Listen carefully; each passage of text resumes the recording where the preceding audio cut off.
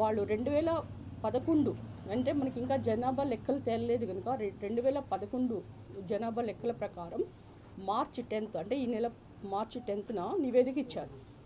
ఆ నివేదికని క్యాబినెట్లో తీసుకెళ్ళి చంద్రబాబు నాయుడు గారు మండలి అంటే మంత్రి మండలి దగ్గర నుంచి కూడా వాళ్ళ యొక్క అభిప్రాయాలు సేకరించి మనందరూ కూడా దామాషా ప్రకారం 2011 నుంచి గ్రూప్ 1 అంటే రెల్లి కులానికి 1% అండ్ గ్రూప్ 2 మాది కులానికి 6.5% అండ్ గ్రూప్ 3గా మాల కులాన్ని విభజించి 7.5% అంటే ఎక్కువ ఇచ్చారు.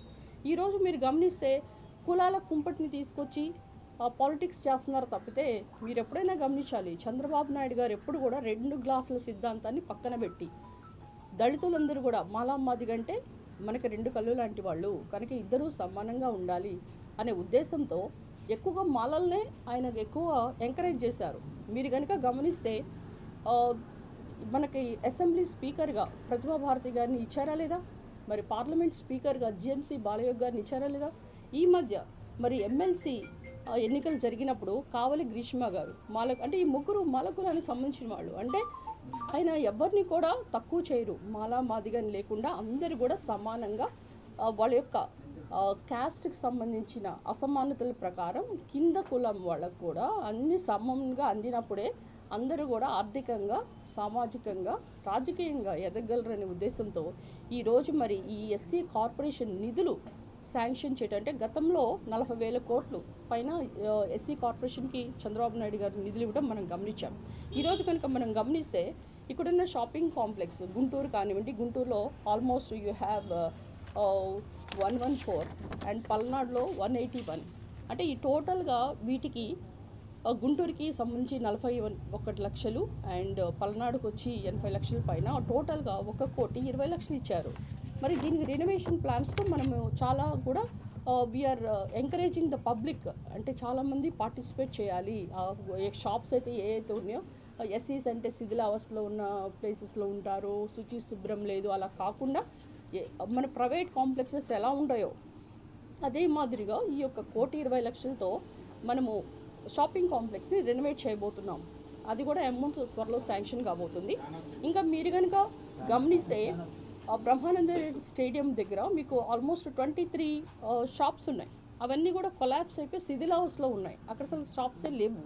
సో వాటిని ఇంతవరకు గత ప్రభుత్వం ఏమీ చేయలేదు. కానీ ఇప్పుడు మేము అక్కడ షాపింగ్ కాంప్లెక్స్ ఒకటి నిర్మించి మరి ఇప్పుడు చాలామంది కూడా తాలూకా దగ్గర షాప్స్ పోయినాయి అని చెప్తున్నారు. ఆల్మోస్ట్ ఒక 23 నుంచి 25 వరకు.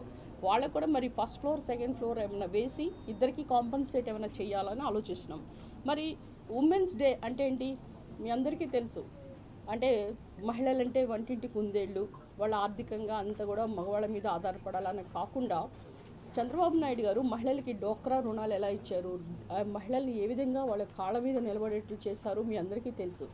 అందులోనే భాగంగా ఇప్పుడు ఉన్నతి పథకంలో ఉమెన్స్ డే రోజు ఆ స్కీమ్స్ అన్నీ కూడా మనము ఆల్రెడీ దీని గురించి వీ హ్యావ్ డిక్లేర్ చేశారు. ఆ ఉన్నతి పథకంలో యూనిట్స్ 160 ఉంటే దానికి 2,83,00,000 శాంక్షన్ చేసేసాం. మళ్ళీ మీకు ఇంకొక గుడ్ న్యూస్ ఏంటంటే 341 కోట్లు మనకి ఎస్సీ కార్పొరేషన్కి శాంక్షన్ అయింది. అది ఫైనాన్స్ స్టేట్లో ఉంది. త్వరలో ఈ మార్చ్ ఎండింగ్ కల్లా ఫైనాన్స్ డిపార్ట్మెంట్ దగ్గర నుంచి కూడా మనకు ఉంటుంది. దానికి యాక్షన్ ప్లాన్ కూడా మొన్ననే మేము రెడీ చేయడం జరిగింది. ఈ యాక్షన్ ప్లాన్లో గత ప్రభుత్వం కనీసం ఒక కారు కానీ ఒక ఆటో కానీ ఎవరైనా ఇచ్చారమ్మా? మీకు ఇచ్చిన దాఖలే లేదు. కానీ ఈరోజు మరి ప్రతి ఒక్క యువతకి వాళ్ళ ఆర్థికంగా 5,000 పైన ఆటోలు ఇవ్వబోతున్నాం. అంటే ఏంటి, ఒక 5,000 మంది వాళ్ళ జీవనం సాగిస్తారు. కొంతమంది కార్లు ఇవ్వబోతున్నాం, అంటే ఇన్నోవా కార్లు కాకపోయినా స్విఫ్ట్ డిజైర్స్. సో ఇలాంటి ఏంటంటే వాళ్ళు క్యాబ్స్, ఓలా క్యాబ్స్ అలా పెట్టుకొని వాళ్ళ జీవనోపాధిని వాళ్ళు కొనసాగిస్తారు. కాకపోతే ఈరోజు నిరుద్యోగులు అయిపోయి చాలామంది అసలుకి ఇప్పుడు ఈ కూటమి ప్రభుత్వం వచ్చిన దగ్గర నుంచి ఎప్పుడెప్పుడు మనకు ఉద్యోగాలు వస్తాయా అని ఎదురు చూస్తున్నారు. ఈ ఎదురు చూపులోనే మాదిగ కులం ఎస్పెషలీ అంటే తెలుగుదేశం అని మరి 1982లోనే మన ఎన్టీ రామారావు గారు ఆర్థికంగా వీళ్ళందరికీ ఎస్సీస్కి సంక్షేమాన్ని అభివృద్ధిని చేకూర్చాలని తెలుగుదేశం పార్టీ ఎప్పుడు కూడా మాదిగలు అండగా ఉంటుందని నిరూపించారు. అదే బాటలో చంద్రబాబు నాయుడు గారు కూడా పయనిస్తూ మరి వీళ్ళందరికీ కూడా చాలామందికి ఎంత ఆర్థికంగా స్వావలంబన కనిపించారంటే ఇన్నోవా కార్లు ఇవ్వబోతున్నాం.